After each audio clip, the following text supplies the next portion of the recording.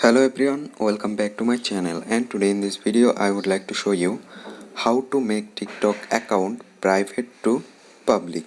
So let's begin our video. So guys, if your TikTok account is private and if you want to make your TikTok account public, then what should you do? You just need to go on your profile at first. There you can see I open my profile at first and my TikTok account is private and I want to make my TikTok account public. So for that you need to click on the top right corner 3-line menu bar icon.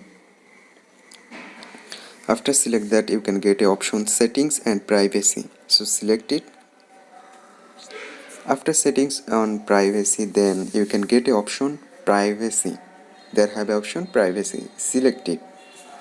Now at the first option you can see private account. So it's enable. Now you need to disable it. Then you need to confirm it. Change to public account. Confirm. That's it. Now your TikTok account already public. So guys, in this way you can make your TikTok account private to public. So hope guys this video can help you. Don't forget to like and subscribe my channel. Thank you everyone for watching this video.